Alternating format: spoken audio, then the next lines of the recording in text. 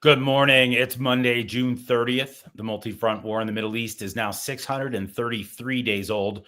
I'm your host, Jonathan Schanzer. After multiple episodes of sit reps with longer interviews, we're returning to our regular format. So welcome back to the regular FDD morning brief. Well, the Israeli struggle against Iran is not ending anytime soon. Sure, the ceasefire is holding, but both sides understand the game. There will be future rounds in this fight. That much we can say for sure.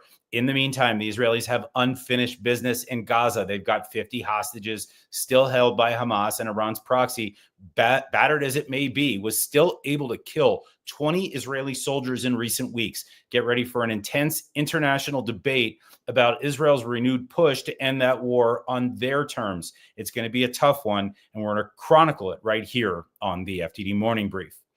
Today's guest is Jonathan Panikoff, director of the Atlantic Council's Scowcroft Middle East Security Initiative. He's got years of experience working in the U.S. intelligence community, and this morning is a good time to get his take on the Israeli and American military operations that took place recently in the Islamic Republic of Iran. We'll cover that and a bunch more, so stay tuned for that conversation coming your way shortly. The debate over whether Donald Trump completely obliterated, partially obliterated, or only modestly obliterated Iran's nuclear program is both politicized and asinine. There, I said it. I might need to say it again. The nuclear program was already set back by months before Trump dropped those massive ordnance penetrators on Iran's underground nuclear sites. The Israelis destroyed everything they could before the B-2s arrived, and that included at least 11 nuclear scientists. Then Trump drops the midnight hammer and destroys more of the program. Predictably, he boasted about it before the battle damage assessment. Predictably, his haters want to undermine his claims. And predictably, the American news cycle is another dog's breakfast of weak sauce opinions and half-baked facts. Want to know what matters here? That Trump was willing to hit Iran, and he says he'll do it again if need be. So the Islamic Republic is scared, justifiably. The mullahs sent cash and other assets to Oman because they thought their regime was collapsing. There's only one thing the regime wants more than the destruction of Israel, and that's to survive. So let me say it again. The debate over whether Trump completely obliterated, partially obliterated, or only modestly obliterated Iran's nuclear program is both politicized and asinine. The regime is in survival mode. The clerics know they are weak. They know the Iranian people hate them, and they're fending off efforts by Israel, the Iranian diaspora, and others to trigger the regime's collapse. As my old friend, the late Michael Ledeen, used to say, faster, please. Now for your headlines. Headline 1, Hamas issued fresh threats against aid workers in Gaza. Remember the Gaza Humanitarian Foundation? You know, the U.S.-backed aid organization that's been distributing millions of meals to Palestinians in Gaza?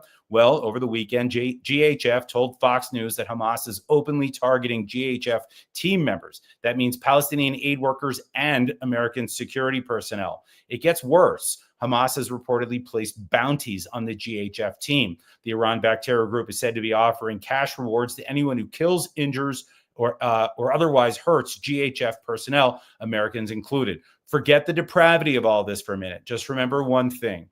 If Hamas loses control of the aid it has been hijacking, it will finally collapse. This is desperation, folks, and I hope we're seeing the beginning of the end. Headline 2, over the last 3 months, the Shin Bet has arrested over 60 Hamas operatives in the West Bank. This is the kind of thing we saw during the Second Intifada, folks. Some eye-popping numbers. Turns out the Shin Bet has been working with the IDF and the Israeli police to dismantle Hamas infrastructure in the city of Hebron. The months-long counterterrorism operation is the largest in the West Bank over the last decade. During interrogations, the Shin Bet learned that senior Hamas operatives in Hebron worked to recruit, arm, and train local terrorists to shoot and bomb Israeli targets. Many of these Hebron Hamas operatives were formerly imprisoned in Israel. The Shin Bet then discovered weapons caches and ammo, and they even uncovered an underground hideout. Israeli authorities rounded up dozens of operatives from 10 different terror cells. Thanks to operations like these, violence in Judea and Samaria has been the dog that didn't bark for now. Headline 3, Ireland is weighing legislation to ban imports from Israeli communities in the West Bank. Irish Foreign Affairs and Trade Minister Simon Harris introduced the bill, which is titled The General Scheme of the Israeli Settlements in the Occupied Palestinian Territory Prohibition of Importation of Goods Bill. That long name is harder on the palate than a plate full of corned beef and cabbage. But the acronym, well, it's a little easier to say, but man, it's a doozy. To quote former Irish Defense Minister Alan Shatter, only Simon Harris and our current government could be so foolish as to create the acronym PIGS, PIGS, to reference a new law that targets and boycotts Jewish-produced goods. Yikes. Anyway, the PIGS bill was approved by the Irish government. It's now awaiting committee approval. If and when the legislation comes into force, Irish customs will be able to search, seize, and confiscate goods that originate in Judea and Samaria. This is a policy that openly aligns Ireland with Hamas and the Islamic Republic of Iran. I think that's pretty clear. And bonus headline 4, Iran's Grand Ayatollah Makarem Shirazi issued a fatwa against Donald Trump. Yeah, okay. This won't sit well with the Donald. Shirazi is one of the most senior clerics in Iran. He ruled that Trump's threats to Supreme Leader Ayatollah Khamenei amount to war against Islam. That's a quote. This isn't Trump's first tussle with the Islamic Republic, though. Last year, the U.S. Justice Department revealed an Iranian murder-for-hire plot against our then president-elect. And I think it's fair to say that he hadn't forgotten when he ordered Operation Midnight Hammer. I think that was still pretty fresh in his mind. Okay, that's it for your headlines. That's time to dive in right now to that conversation with Jonathan Panikoff of the Atlantic Council. Let's welcome him onto the show. Welcome to the program, Jonathan Panikoff. Thanks for having me. Thrilled to be here. All right, looking sharp today. Thanks. All right, so folks, if you would just give folks a sense of what you used to do in the intelligence community. I know, obviously, there are things that you can't say. There are things you'd have to kill me if you told me, blah, blah, blah. But just by way of brief background, what did you do when you were inside? Yeah, so thanks so much for having me. Look, the biggest thing that I did is, and probably most prominent, was I was the Deputy National Intelligence Officer for the Middle East for almost 5 years, which is a very long title to basically say that I oversaw all of the major reports, analysis that went to the president. So anything that was short, like a PDB, I was obligated to review within the Middle East region. Anything that was long, such as a national intelligence estimate, I reviewed. And then in between, I wrote a lot of things that represented the entirety of the intel community. So instead of just CIA or DIA or NSA, we put together reports that were reflecting all of the opinions. It made it, I think, much more pragmatic, certainly, but I think also a much broader overview of where U.S. assessments were and analysis was on any major Middle East issue. Got it. So it sounds like you were sort of the author and editor of finished intelligence that would go to the president, summed up and neatly packaged for the president to read. Amongst other folks. Amongst other folks. Got it. Okay. So that makes you particularly well placed to talk about this battle damage assessment. So let's talk about that BDA. I want to talk about what goes into a BDA, but I also would like to ask you what you assessed happened to Iran's nuclear program based on the various reports that you've been seeing, conflicting reports in some cases, DIA versus CIA versus, I don't know, Pentagon. So yeah, just curious to get your take on what you're seeing right now. Look, I think the reality is it's too early to know with any great specificity exactly what was destroyed versus not, what was obliterated versus not. I think the language here and the rhetoric, as you referred to earlier, that's become politicized, has actually been somewhat unhelpful on both sides of the aisle. This shouldn't be a partisan thing. The reality is that it takes a lot of time, a lot of effort, and a lot of intelligence work to try and figure out the totality of the picture. And that's especially true if you're not going to have folks on the ground, inspectors on the ground like the IAEA, or folks from other countries who are representing and experts in nuclear sites, nuclear programs, nuclear weapons. I think it's clear the Israelis, before the U.S. struck, clearly had set back Iran by a significant margin. Is that months on their own, years on their own? I don't know. I don't think anybody realistically knows, but it was a significant amount of time. I think when President Trump made the decision to then strike Fordo, which was critical, it only lengthened that timeline. I think the challenges and where people are getting confused is, look, there's a reason DIA's initial assessment was low confidence. It was literally a day or two in. There's no reason it should be higher than that. because these things take time. My sense is this is going to take probably at best weeks, more likely a couple more months, to really get a holistic picture of exactly the totality of damage was done. But I'm pretty confident, just from what I've been hearing from folks I've been speaking to, from technical experts, political experts, that you are talking about the program having been significantly set back, whether it's a number of months or frankly, a number of years.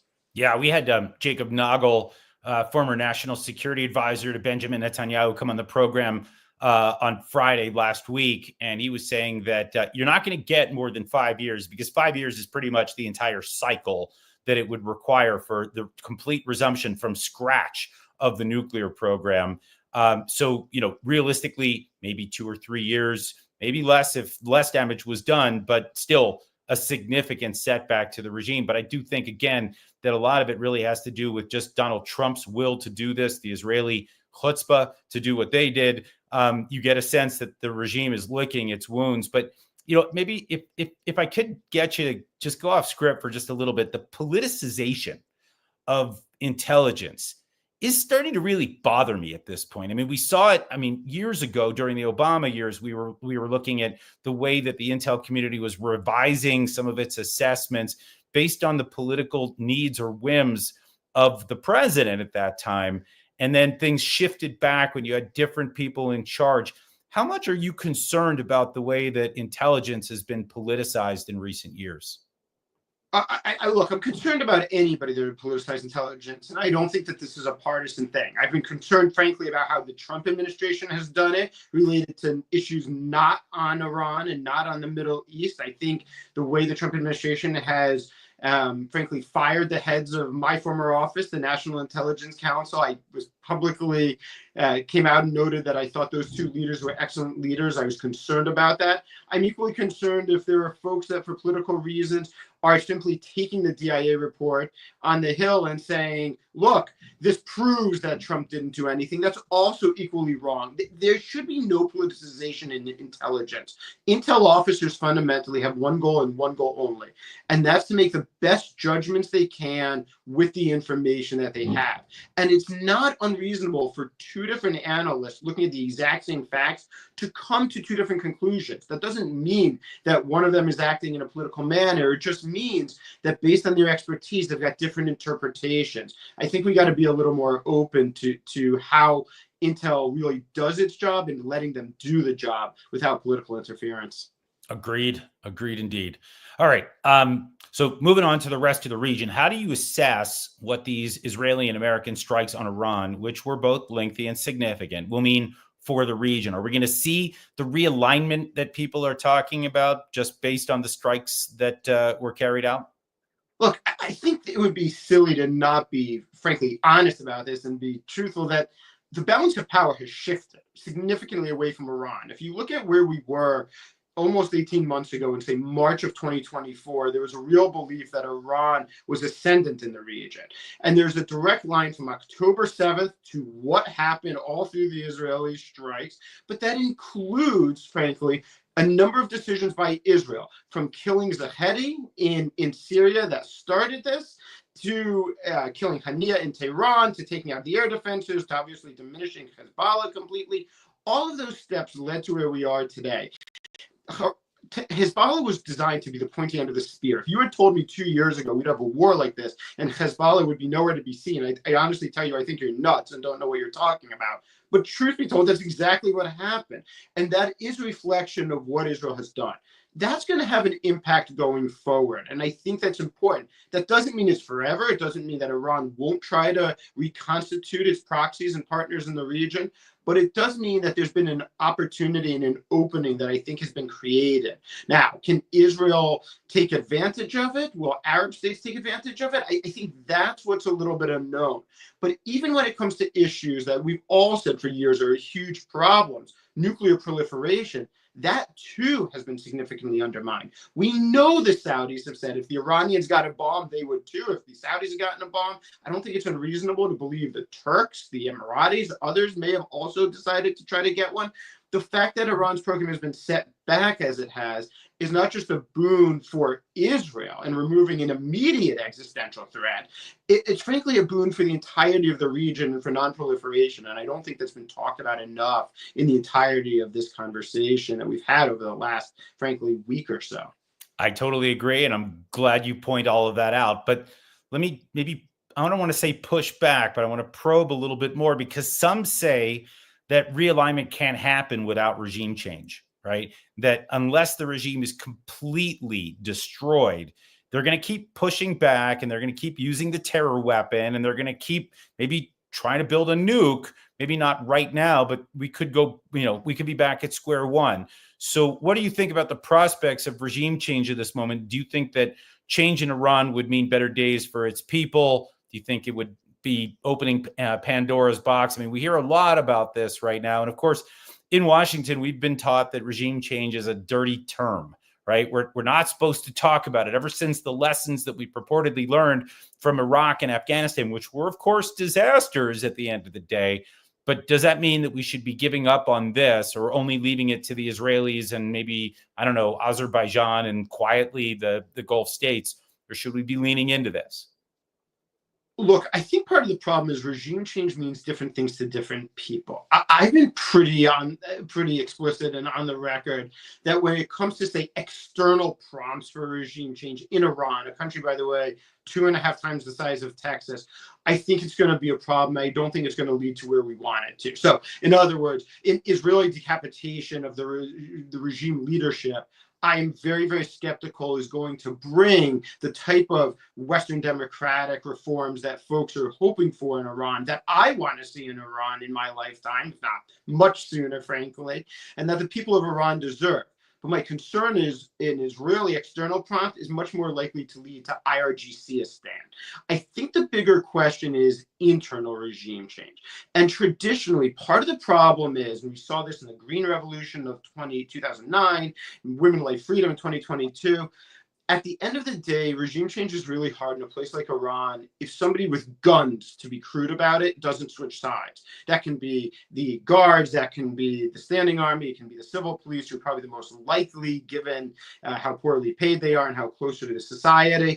But you do need somebody with guns generally to switch sides. And I think the question is, should the U.S. and many other countries be doing more? I think it was a mistake, for instance, to cancel VOA Persia. Is that going to alone bring down the regime? No, not even close. But I think there are things that we can do, from fostering greater Persian media from the outside to providing VPNs and other networks. Are steps, but I do think ultimately it's going to have to come from within the regime. Otherwise, I think it's probably not going to be stable, and you're more likely to see a military autocracy than the type of Western goal that we're looking for, of some sort of democratic Iran. Yeah, I mean, I think I tend to agree with your assessment. I mean, I think for me, the only issue is, or at least what I ask, is whether it really matters from the U.S. perspective or from the Israeli perspective or the Western perspective. Does it really matter who brings down the regime, as long as the regime is brought down, given the grave damage that it has done to the region, the threats that it continues to pose, even in its weakened state? And I guess we'll have to find out whether any steps are taken. But for just a second here, if you could just talk to me about Gaza. Do you think that Israel can achieve anything with a surge right now in that war? I know we're looking right now at an Israeli military that wants to ramp this up. They want to try to deliver that kind of crippling death knell to Hamas. Do you think that's possible? I think there are certainly more terrorists that can be killed. I think there's certainly more leaders that can be killed. I think it can certainly have an impact. I think the question becomes, at what cost? I think there's a question of whether there's still significant strategic value left for Israel to go after in Gaza at this point, or are you better off trying to wrap up the operations and move on and get the hostages back in a more concerted way? I tend to lean towards the latter. I'm skeptical that there's huge strategic assets, but that comes with one big question still. I think it's a problem that we're this many months in, 20 months in, and there's still not a clear plan of what comes next. And I think asking Israel to leave Gaza without an actual clear plan of what comes next also invites chaos. And so, look, this isn't going to be something Israel can do on its own. We know Arab states and Western states haven't wanted to actually be involved and step up in this. They've been very hesitant. But we've also seen plans from the Emiratis and others that have been put on the ground, that have been offered, that I think we need to be looking at in more detail and actually having the nuance provide. And I'm hopeful that behind the scenes, we're starting to actually see that happen. And so my guess is we'll get to some sort of mix here, but we're going to have to wait and see, I think. And ultimately, it's going to be a question for Prime Minister Netanyahu. Yeah, I think that's right. And of course, we're watching that Netanyahu is getting full backing right now from Donald Trump with his legal issues. But I got to say, for me, the big issue from my perspective is just whether the hostages can be released. In other words, you stop fighting, can there be movement on the hostage front? They think the Israeli perspective has been up until now that only fighting against Hamas will ultimately release these hostages, that it's only military pressure. I guess the big question right now is whether political pressure in the wake of Iran's defeat on the battlefield, whether that can actually lead to the release of hostages. And I think also from the Israeli perspective, partial deals are just not going to cut it anymore. The idea that you could get another 10 people out, alive and dead, this mixture, it's very just, I mean, it's really sickening how lives are wielded as cards by Hamas and their patrons. But for me, I think the question is stop the fighting, but then what? What does political pressure look like? And I guess we'll find out. I've got one last question for you before I let you go real quick. We're 2 weeks out from Midnight Hammer. How do you think the anti-American revisionist powers, I mean, China and Russia specifically, are looking at the United States and our influence around the region? Do you think this was a net positive? I do. I think, look, at worst, it was kind of neutral. I don't think there's any negative here, because I think what is suggested is that despite maybe the public perception of where some of the isolationist wings, say within the MAGA movement and Trump party, were, that no, the U.S. really will intervene if it's in its interest and that of its close allies. I think I don't know that's going to change Beijing's plans, for instance, in Taiwan long term or the South China Seas, but it has to at least give them pause. I think for Russia, it's a little bit of a different story, and it'll be kind of fascinating how this plays out. Because if Russia long-term with Ukraine really ends up as significantly isolated as Iran at the moment is, I think there's going to be a real question of actually does it push them together over the long term. Russia has lost huge influence in the region, whether in Syria, it's struggling mightily in Libya, now its greatest partner in Iran. And I think there's going to be this really interesting dynamic to watch long term. Does that mean that Russia actually ends up working more strategically with Iran than even they were planning to, and say decides in the coming year or 2 years to try to give Iran better air defense, the S-400 instead of the S-300, help Iran rebuild its ballistic missile program, things of that nature? I think we're going to have to watch and see, but it's a dangerous potential. Yeah, I gotta just say, if I'm one of Russia's clients and I just watched what just happened to their S-300s, I am not buying anything Russian made anytime soon. I'm sorry. The Iranians, man, if they want to double down on that, God bless, because I think the Israelis will have a clear path to destroying them again. I think we can say that with some certainty. Anyway, we're going to leave it there. I want to thank you, Jonathan Panikoff, for joining us today on the FDD Morning Brief. Thanks so much for having me. All right, some good perspective there from a former Intel guy. Here's what FTD has on tap for you today. My colleague Ben Cohen's column in JNS has one troubling takeaway after the war between Israel and Iran. Israeli and U.S. strikes may have exposed the regime's military weaknesses, but Tehran's greatest and deadliest weapon right now is its ability to export terrorism, and that weapon is unfortunately still intact. Meanwhile, my colleague Craig Singleton's Wall Street Journal op-ed shows how Israeli and U.S. strikes not only weakened Iran, but exposed the gap between China's ambitions and its real power. Despite its partnership with Tehran, Beijing did little when its ally was under attack. Craig stresses that the U.S. can now leverage this by sanctioning Chinese entities tied to Iran's oil trade and widening the gap between Beijing and Tehran. Finally, FTD's Cliff May, writing in the Washington Times, assesses Israel's military operations in Iran. He also notes that out of all the U.S. leaders, only President Donald Trump took bold, lasting steps to curb Tehran's nuclear threat with implications for Israel's security, America's security, and global stability. Kind of hard to argue with that, at least right now. Anyway, all right. That's all she wrote for today. If you want more super smart things to read, check out our website and take a scroll through our social media. Please do consider making that tax-deductible donation to FDD, and you can always do that at fdd.org/invest. Tune in Wednesday for another riveting episode of the FDD Morning Brief. Until then, we're going to keep tracking those headlines, and it is like drinking out of a fire hose. We do it so you don't have to, but we also do it because, well, we're a little obsessed. With that, I'm Jonathan Schanzer, signing off for FDD.